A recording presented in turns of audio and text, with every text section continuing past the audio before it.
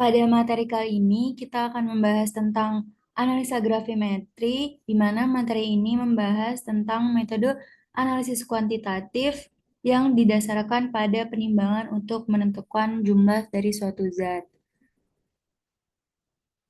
Kemudian, pengertian gravimetri sendiri adalah metode analisa kimia kuantitatif untuk menentukan jumlah zat berdasarkan penimbangan, di mana dalam metode ini zat yang dianalisis direaksikan terlebih dahulu, kemudian hasil reaksinya ditimbang. Hasil reaksi yang ditimbang itu bisa berupa sisa bahan, gas yang terbentuk, ataupun endapan yang terbentuk dari zat yang dianalisa. Kemudian, jenis gravimetri sendiri berdasarkan hasil yang ditimbang itu ada menggunakan cara evolusi dan cara pengendapan, di mana hal ini akan kita bahas satu-satu. Yang pertama adalah cara evolusi. Pada cara ini, zat direaksikan sehingga menghasilkan gas.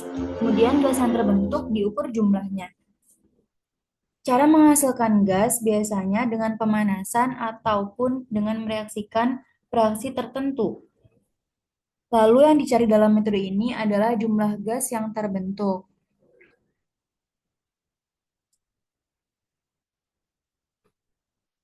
Selanjutnya, cara evolusi ini dibagi menjadi cara evolusi tidak langsung dan langsung. Untuk cara evolusi tidak langsung sendiri, dilakukan dengan zat ditimbang sebelum dan setelah bereaksi.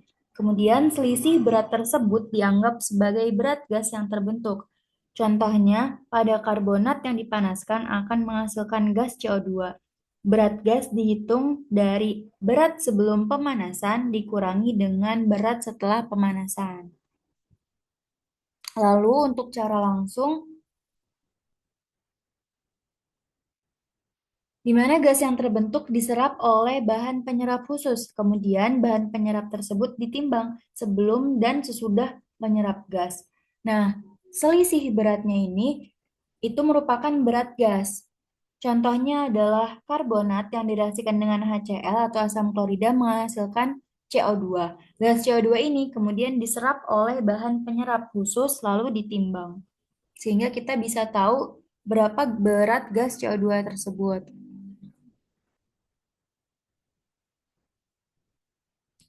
Kemudian ada cara pengendapan. Pada cara ini, zat direaksikan sehingga terbentuk endapan. Endapan tersebut kemudian disaring lalu ditimbang. Cara pengendapan ini dibagi menjadi dua. Yang pertama ada gravimetri biasa, di mana endapan terbentuk dari reaksi kimia. Lalu yang kedua ada elektrogravimetri, di mana endapan terbentuk melalui proses elektrolisis. Dan umumnya yang diendapkan adalah kation. Kemudian tahapan-tahapan dalam proses gravimetri, yang pertama ada dengan melarutkan sampelnya pada kondisi dan pH dan suhu yang sesuai sehingga menghasilkan endapan. Di mana endapan ini berupa inti kristal. Jadi yang pertama inti kristal, kemudian kristal itu akan tumbuh, lalu disaring dan dicuci. Dicucinya bisa dengan air panas, alkohol, atau tergantung zat yang akan diendapkan. Kemudian dipanaskan dan dipijarkan. Biasanya dipijarkan ini untuk menghilangkan kertas saring. Sehingga dihasilkan endapan kering dengan susunan tertentu. Jadi tidak ada lagi air yang terjerap dalam kristalnya. Lalu didinginkan di eksikator biasanya dan ditimbang sehingga kita bisa mengetahui berat pasti dari endapan tersebut. Kemudian ada teori terjadinya endapan, di mana endapan ini terbentuk ketika larutan itu berada dalam kondisi lewat jenuh. Jadi driving force terjadinya kristalisasi atau pengendapan itu adalah larutan yang lewat jenuh. Dan tahapan pembentukan endapan yang pertama ada pembentukan inti kristal dulu atau nukleasi, dan inti kristal itu disebut dengan nukleus. Lalu ada pertumbuhan kristal, dan yang terakhir ada pembentukan partikel yang semakin besar. Jadi ada growth of crystal. Adapun ukuran endapan dapat menjadi ada koloid, kristal halus, dan juga kristal kasar. Ukuran ini tergantung pada kondisi pembentukan endapan. Selanjutnya ada derajat lewat jenuh, di mana menurut teori Weimarn, pembentukan endapan ini dipengaruhi oleh derajat lewat jenuh. Jika derajat lewat jenuh, maka terbentuk banyak inti kristal atau nukleus sehingga endapan itu menjadi halus. Jadi pertumbuhan kristalnya itu normal. Tetapi jika derajatnya itu kecil, derajat lewat jenuhnya itu kecil, inti kristal sedikit dan endapannya menjadi kasar. Jadi growth of kristalnya itu tidak normal.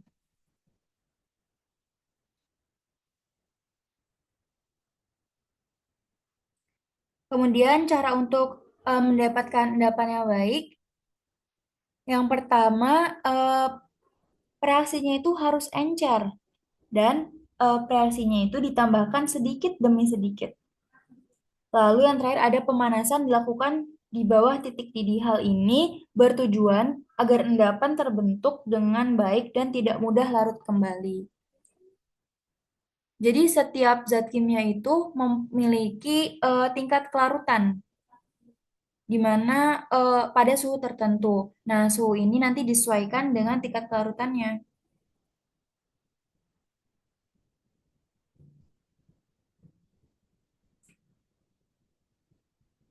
Kemudian syarat endapan, di mana dalam analisis gravimetri, endapan yang terbentuk harus memenuhi beberapa syarat agar hasil dari analisisnya akurat. Syarat tersebut yaitu yang pertama, endapan harus terbentuk sempurna atau sukar larut.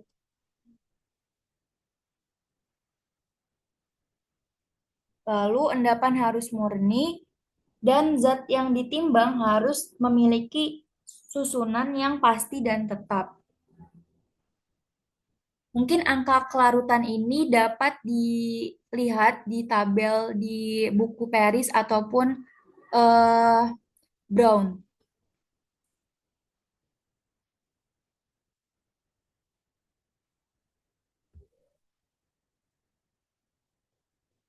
Kemudian ada kesempurnaan endapan, di mana semua zat yang dianalisis sudah berubah menjadi endapan. Itu baru dibilang endapannya sempurna.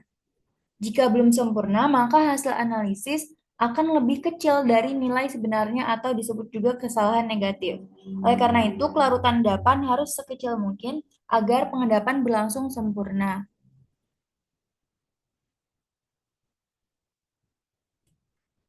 Kemudian cara untuk meningkatkan kesempurnaan endapan itu ada beberapa cara. Yang pertama, memilih endapan dengan kelarutan yang kecil. Contohnya, klorida lebih baik diendapkan sebagai AgCl dibandingkan dengan PbCl karena AgCl itu lebih akurat. Kita bisa melihat dari angka KSP-nya. Kemudian yang kedua ada penambahan ion pengendapan berlebih, di mana penambahan ion ini akan menggeser kesetimbangan sehingga lebih banyak endapan yang terbentuk. Contohnya ada AgCl ini. Berdasarkan teori kesetimbangan, maka Cl- yang tidak terendapkan makin berkurang.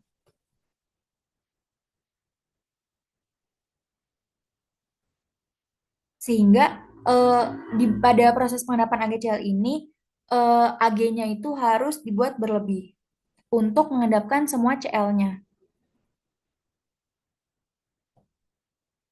Lalu suhu juga merupakan faktor penting dalam pengendapan ini karena pada umumnya suhu itu semakin tinggi suhu maka dia semakin meningkatkan kelarutan. Jika perbedaan kelarutan besar, pengendapan dilakukan pada suhu rendah. Contohnya itu pada pengendapan Mg sebagai MgNH4PO4 yang dilakukan dalam air es. Namun jika perbedaan kecil, pengendapan bisa dilakukan pada suhu tinggi agar reaksi lebih cepat dan endapannya lebih murni. Kemudian tentang kemudian endapan, di mana endapan yang murni adalah endapan yang tidak mengandung zat pengotor. Namun ini pada prakteknya itu cukup sulit ya, di mana kontaminasi dapat terjadi karena larutan mengandung banyak ion. Contohnya pada pengendapan AgCl, endapan dapat membawa ion lain melalui adsorpsi atau teroklusi di dalam endapan.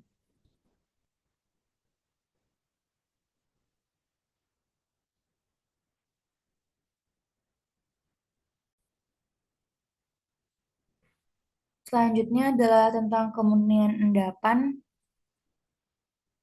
di mana endapan yang kotor memiliki berat lebih besar dari sebenarnya. Jadi karena dia di kristalnya itu nempel pengotor-pengotor ya, makanya beratnya itu lebih besar. Jadi pada analisis penimbangan analisis gravimetrinya itu tidak akurat. Akibatnya hasil perhitungan juga menjadi lebih besar dari nilai sebenarnya. Hal ini disebut dengan kesalahan positif. Kalau tadi kan sebelumnya ada kesalahan negatif. Oleh karena itu harus diusahakan endapannya semurni mungkin.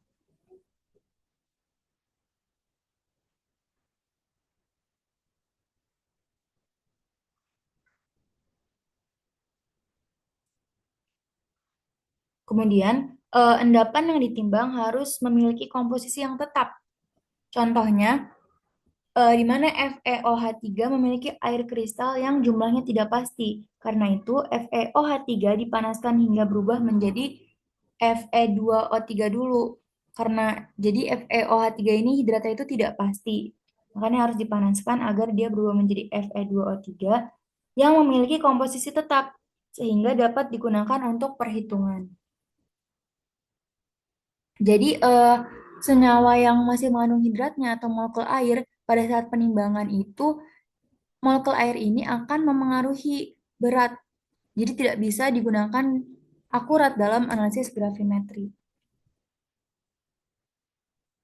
Kemudian eh, syarat dari endapan sendiri, endapan yang baik itu harus memiliki sifat yang pertama ada endapan kasar, endapan bulky, dan endapan spesifik yang akan dijelaskan di slide selanjutnya. Yang pertama adalah endapan kasar, yang berarti butirannya besar. Hal ini penting karena akan memudahkan penyaringan, mempercepat pencucian, dan juga mencegah endapan lolos dari kertas saring. Karena setelah terjadi eh, proses kristalisasi, lalu kan itu disaring dengan kertas saring. Nah, endapan yang kasar ini mencegah lolos dari kertas saring. Jadi, kita bisa mengetahui berapa banyak kristal yang terbentuk dari kedua cairan reaksi. Namun kalau kristalnya kecil atau tidak kasar, itu kan ada yang lolos di kertas saring. Jika endapan yang terlalu halus, terdapat endapan yang hilang atau menyumbat pori di kertas saring. Kemudian untuk mendapatkan cara endapan kasar sendiri, itu diperoleh dengan memperlambat pembentukan endapan dan menemukan kristal endapan. Biasanya endapan kasar ini lebih murni dibandingkan dengan endapan halus. Selanjutnya ada endapan bulky, di mana endapan bulky ini adalah endapan yang volumenya besar walaupun berasal dari zat zat yang sedikit. Tujuannya agar jika terjadi kehilangan endapan saat pencucian atau penyaringan, kesalahannya yang terjadi itu relatif kecil. Lalu yang terakhir ada endapan spesifik, di mana endapan spesifik ini berarti reaksinya hanya mengendapkan zat yang dianalisis. Dengan demikian, tidak perlu pemisahan tambahan atau proses separasi. Hal ini membuat analisanya jauh lebih cepat dan lebih sederhana, dan juga mengurangi kesalahan. Jadi kalau di industri itu, misalnya zatnya diperoleh dari alam atau zat anorganik, itu kan tidak murni, maka endapan kristalnya itu juga tidak murni, harus dilakukan proses separasi, misalnya dengan rotary drum vacuum filter atau centrifugal dan sebagainya, atau gravity settling. Nah, itu akan memperlama proses selanjutnya, sehingga waktunya tidak efisien.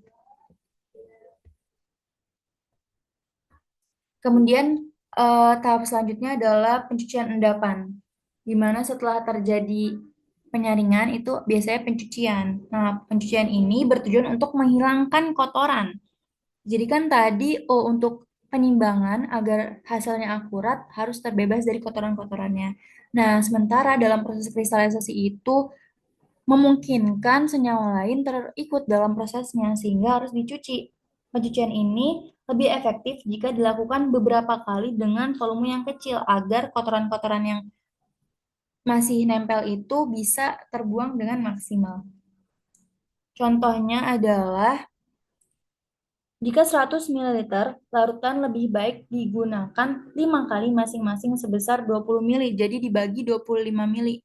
20 mili sebanyak 5 kali pencucian, tidak sekaligus 100 kali untuk memaksimalkan pencucian. Kemudian ini ada rumus dari washing atau pencucian, di mana semakin banyak pencucian, maka pengotor juga akan semakin kecil, pengotor yang masih terikut di kristalnya. Tetapi kita juga harus mempertimbangkan faktor dari biaya dan waktu, karena semakin lama kan biaya dan waktunya juga semakin besar.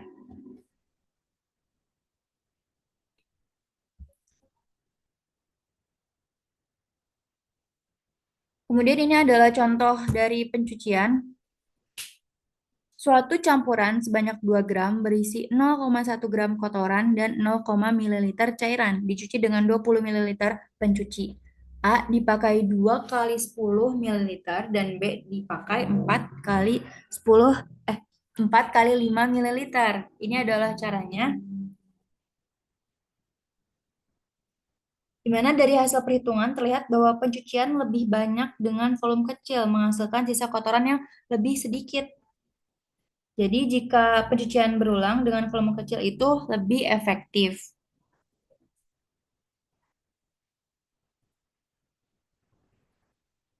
Kemudian setelah dicuci, selanjutnya kita saring. Kalau di lab itu biasanya dengan kertas saring, namun di industri itu dengan filter. Ada berbagai macam, bisa rotary drum vacuum filter atau plate and frame filter dan juga sebagainya. Nah, penyaringan ini bertujuan untuk memisahkan endapan dari larutan induknya atau mother liquor. Pemisahan juga dapat dilakukan dengan sentrifugasi atau dengan alat sentrifugal itu atau juga dengan penyaringan tadi, contohnya dengan RDVF tadi. Alat yang digunakan antara lain kalau di lab itu ada kertas saring, cawan gelas berpori, cawan porselen berpori, dan lain-lain.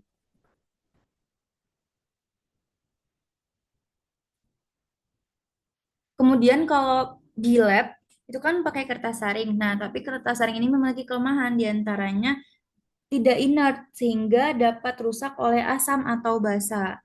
Selanjutnya ada kekuatan mekanis rendah sehingga mudah sobek. Kertas saring itu kan tipis ya, kan terbuat dari kertas jadi mudah sobek dan dapat mengadsorb zat dari larutan. Namun kertas saring juga memiliki keuntungan yaitu mudah diperoleh, murah dan efisiensi penyaringannya tinggi. Makanya dia sering digunakan dalam proses analisis di laboratorium akademik. Setelah disaring, selanjutnya adalah pendinginan dan penimbangan. Biasanya kalau di praktikum kimia analisa acara gravimetri itu sebelum didinginkan tapi kita masukkan dulu dalam oven, dikeringkan, lalu ditaruh di eksikator, yaitu didinginkan di eksikator. Nah, endapan yang telah dikeringkan harus didinginkan sebelum ditimbang. Pendinginan dilakukan hingga mencapai suhu neraca. Jika masih panas, dapat menyebabkan kerusakan neraca, jadi tidak akurat hasil akhir timbangannya. Dan pendinginan ini dilakukan dalam eksikator yang berisi bahan pengering. Namun biasanya sebelum di eksikator itu di oven dulu kalau di lab.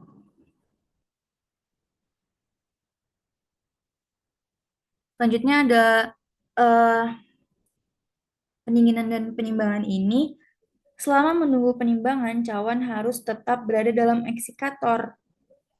Eksikator itu bentuknya seperti mangkok besar yang ada tutupnya berisi silika gel untuk menyerap kelembaban.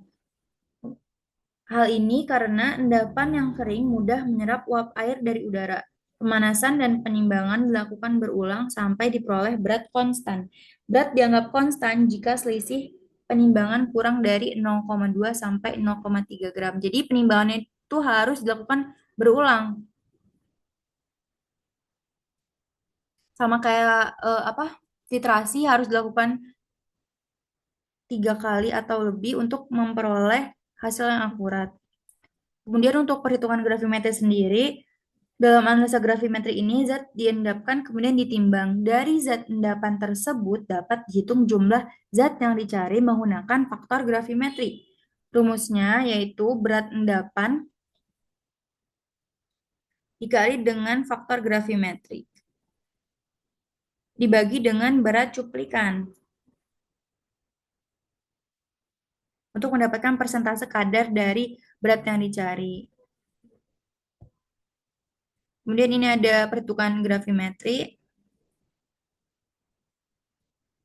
Secara umum reaksi gravimetri ini dapat dituliskan sebagai berikut, di mana analit direaksikan dengan reaksi menghasilkan endapan. Jadi ini A itu analit,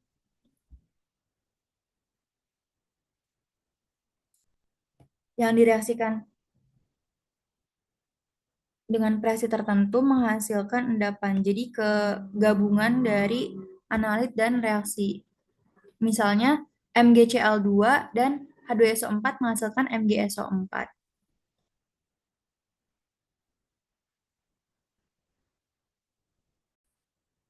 Nah, ini adalah contoh dari reaksi gravimetri di mana MgCl2 direaksikan dengan H2SO4 akan membentuk endapan MgSO4.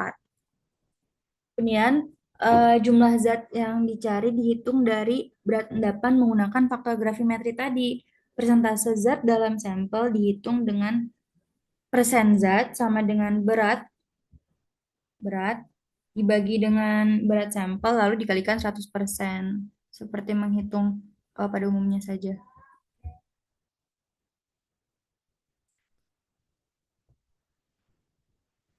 Kemudian ini adalah faktor gravimetri, di mana faktor gravimetri ini adalah perbandingan antara zat yang dicari dengan zat yang ditimbang.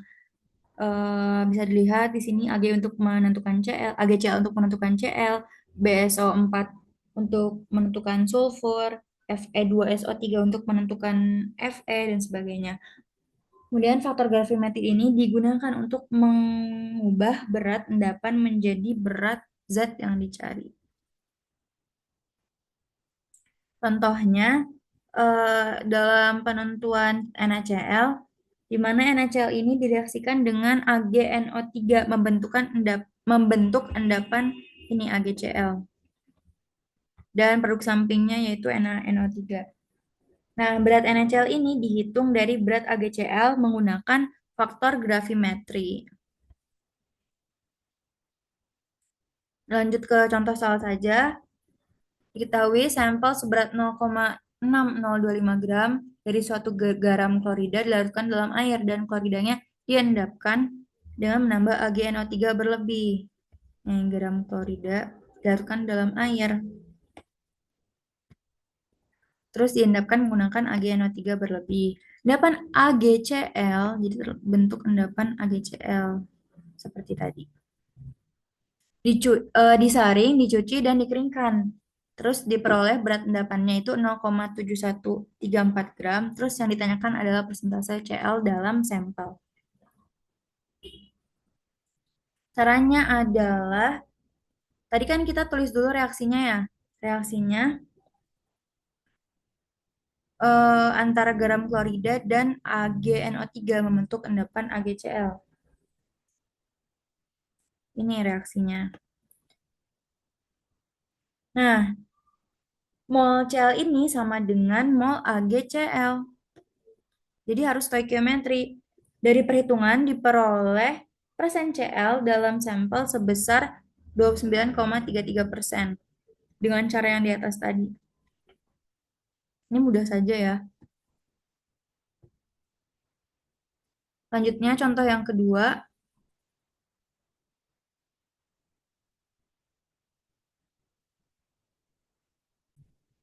Ini juga sama, cuman beda zat reaksinya saja. Satu sampel biji besi beratnya 0,4 8 gram dilarutkan dalam asam, besinya dioksidasi ke keadaan oksidasi plus 3, berarti Fe3 plus, dan kemudian diendapkan sebagai oksida berair FeOH3.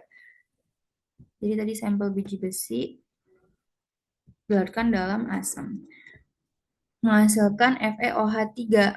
Kemudian endapannya disaring, dicuci, dan dipijarkan menjadi Fe2O3 dan diperoleh berat sekian. Yang ditanya adalah persen Fe.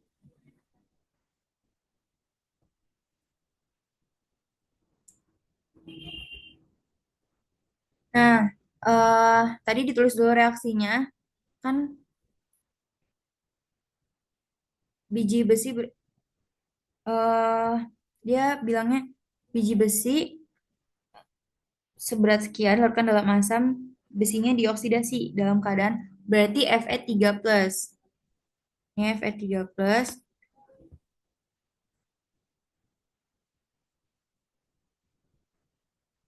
Kemudian dioksidasi menghasilkan FeOH3. Nah, di mana dari stoikiometri reaksi ini diperoleh 2 mol Fe itu akan menghasilkan 1 mol Fe2O3.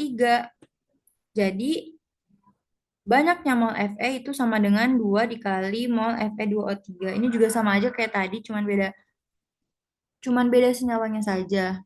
Diperoleh persen Fe dalam endapan sebesar sekian.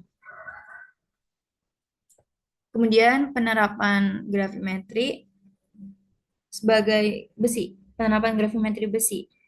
Dimana analisis gravimetri besi ini dilakukan dengan mengendapkan Fe sebagai FeOH3. Metode ini digunakan untuk analisis bantuan. Besi dipisahkan dari unsur lainnya seperti kalsium dan magnesium. Besi biasanya dilarutkan dengan asam klorida atau HCl dan dioksidasi menggunakan asam nitrat menjadi Fe3 plus. Nah, ini reaksi-reaksinya tadi. Jadi tahapan reaksinya yang pertama pelarutan biji besi dengan HCl, yang kedua oksidasi Fe2 plus menjadi Fe3 plus, lalu pengendapan Fe3 plus menjadi FeOH3. Ini Fe3 plus diendapkan dengan asam nitrat tadi menjadi FeOH3. Nah, ini tuh pada suhu dan pH tertentu ya biasanya. Kemudian sifat-sifat endapan tadi itu di mana FeOH3 ini merupakan endapan berbentuk gelatin.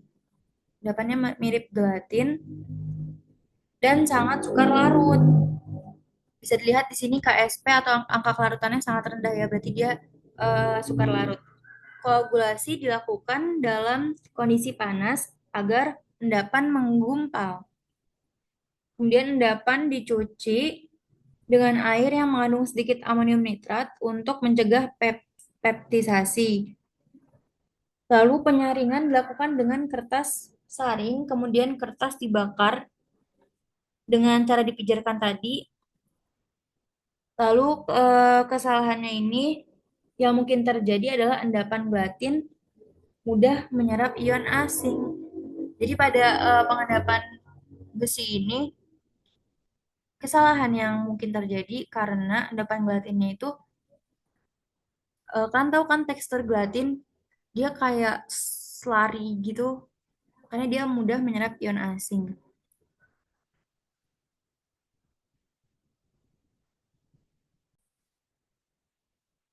Selanjutnya, tadi kan sifat endapan dari FeOH3 ini bersifat gelatin. Nah, itu koagulasinya diperlukan agar endapan mengumpal dan mudah disaring. Sementara koagulasi itu kan proses pengumpalan partikel koloid menjadi agregat atau yang lebih besar atau vlok-vlok itu. Jadi kalau lebih besar itu mudah disaring. Itu dilakukan dalam larutan panas. Kemudian kalau peptisipasi itu sebaliknya justru harus dicegah biasanya dengan penambahan elektrolit seperti asam nitrat atau NH4NO3 agar endapannya tidak mengalami tadi peptisasi atau terdispersi kembali. Lalu disaring dengan kertas saring dan dipijarkan.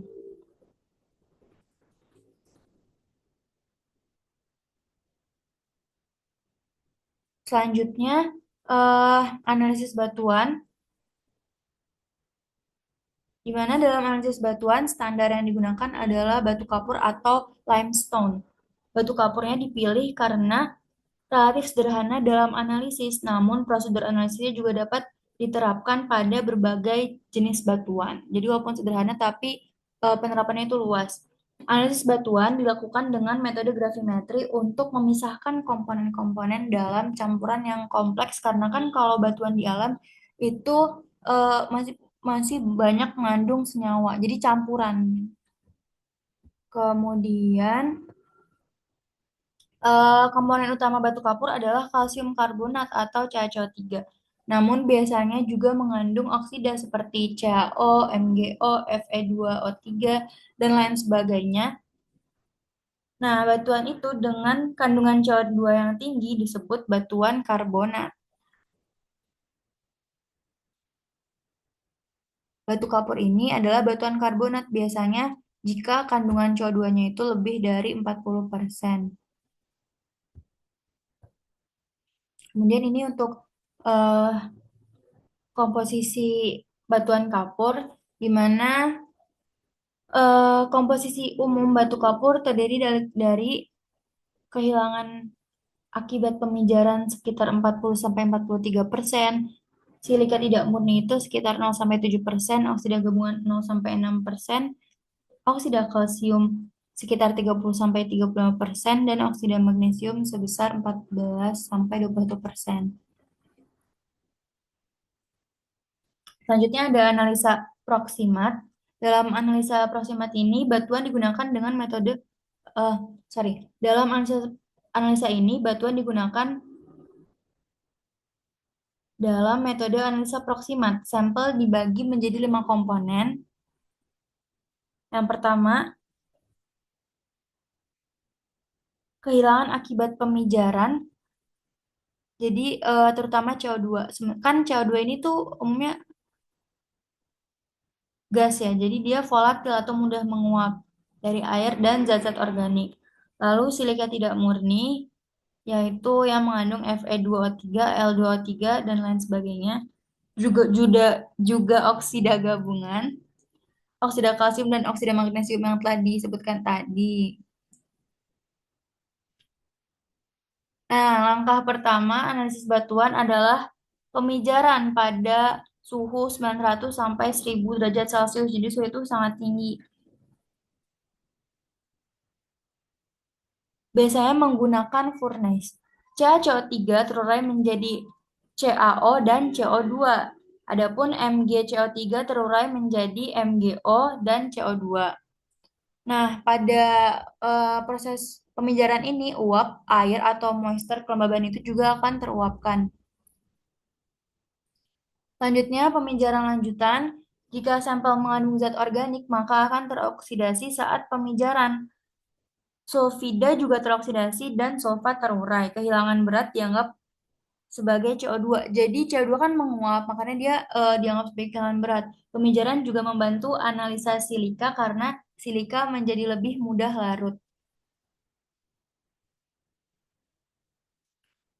Selanjutnya setelah pemijaran, sampel ditambahkan dengan larutan HCl atau asam klorida.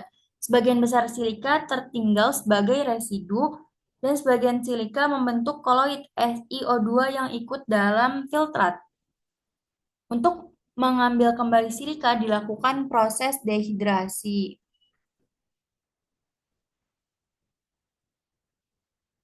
Kemudian proses dehidrasi silika ini dilakukan dengan menguapkan larutan sampai kering menggunakan asam klorida tadi. Kemudian dipanaskan pada suhu 110 sampai 120 derajat Celcius dan silika yang terbentuk dipijarkan dan ditimbang sebagai SiO2 atau silika oksida.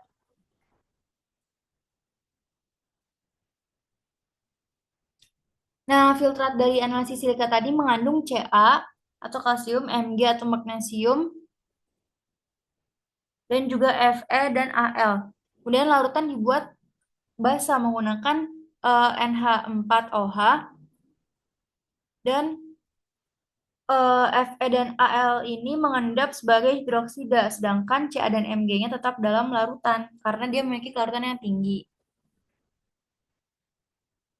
Si Fe dan Al ini.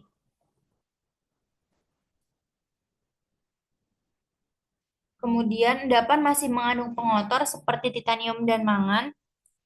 Adapun mangan dioksidasi terlebih dahulu agar tidak mengganggu. Kemudian endapan disaring, dicuci, dan dipijarkan. Dan residunya ditimbang sebagai oksida campuran. Nah, ini adalah kesalahan yang mungkin terjadi pada oksida gabungan, di mana FeOH3 dapat ikut mengendapkan Ca dan Mg. Ca dan Mg dapat mengendap sebagai karbonat, adapun amonia berlebih dapat menyebabkan kesalahan.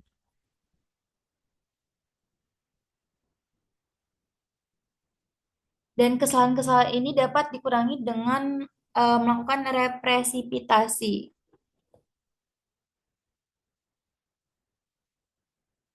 Selanjutnya, filtrat yang mengandung Ca dan Mg dipisahkan, di mana Ca dipisahkan dengan mengendapkan sebagian kalsium oksalat dan pengendapannya ini dilakukan pada pH sekitar 5 dan dalam kondisi panas. Setelah itu baru dinetralkan dengan amonia.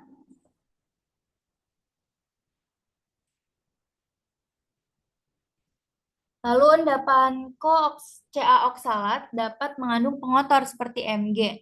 Endapan kemudian dipijarkan lagi menjadi CaCO3 atau CaO. Nah, kemudian zat ini yang akan ditimbang sebagai hasil akhir.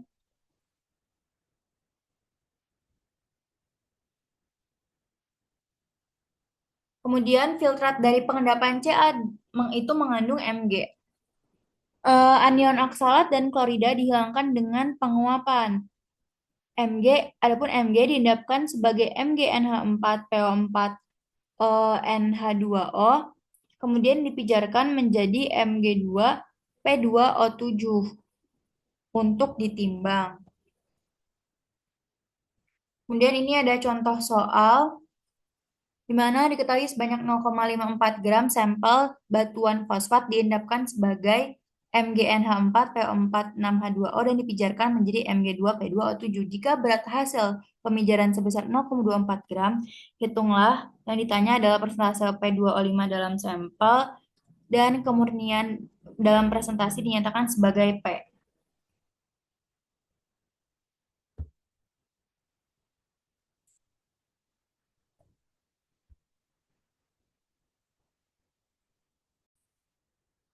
Kemudian ini untuk penyelesaiannya, di mana reaksi pemijaran itu dari MgNH4PO46H2O kan menghasilkan Mg2P2O7. Kemudian yang pertama yang dicari adalah persentase P2O5 dalam sampel. Yang pertama kita menghitung MR-nya dulu dari PO2O5 dan juga Mg2P2O7. Didapatkan berat molekul relatifnya Mg2P2O7 sebesar 222,6 dan P2O5 sebesar 142. Kemudian kita cari faktor gravimetrinya dengan membagi eh, masa atau molekul relatif ini. 142 dibagi 222,16. Lalu untuk menghitung persentase P2O5 kan kita harus tahu masanya dulu. Masanya itu dengan mengalihkan 0,24, ini yang di soal, berat hasil pemijaran dikali dengan faktor gravimetri tadi. Didapatkan massa P2O5-nya 0,1531 gram. Kemudian untuk menjadi persentasenya mudah saja, yaitu 0,151 gram dikali dengan ini tadi, massa sampel keseluruhan. Dan dikali 100%, maka didapatkan persentase P2O5 sebesar 28,35%. Sangat mudah kan? Lalu pertanyaan kedua adalah tentang kemurnian dalam persen dinyatakan sebagai P. eh, kemurnian dalam si Mg2P2O7 ini. Berapa persentase kemurnian P-nya? Karena dalam Mg2P2O7 ini terdapat 2 atom P, maka MrP-nya itu dikali 2. Tadi ARP itu 31, makanya didapatkan Mr sebesar 62. Kemudian kita juga sama mencari faktor gravimetrinya dengan membagi MrP dengan Mg2P2O7. Lalu untuk sama seperti tadi persis masanya itu masa ini tadi 0,24 masa hasil pemijaran dikali dengan faktor gravimetri lalu didapatkan masa P sebesar 0,06688 gram lalu tinggal dikali masa sampel keseluruhan dan didapatkan hasil persen P sebesar 12,37%. Sangat mudah, caranya adalah tinggal mengkalikan faktor gravimetrinya saja lalu dikali dengan berat sampelnya lalu dibuat ke persen. Ini juga ada contoh-contoh soal lain mungkin bisa dikerjakan. Mungkin sekian penjelasan tentang analisis gravimetri. Jika ada pertanyaan, mungkin bisa ditanyakan ke dosen pengampu. Sekian, terima kasih.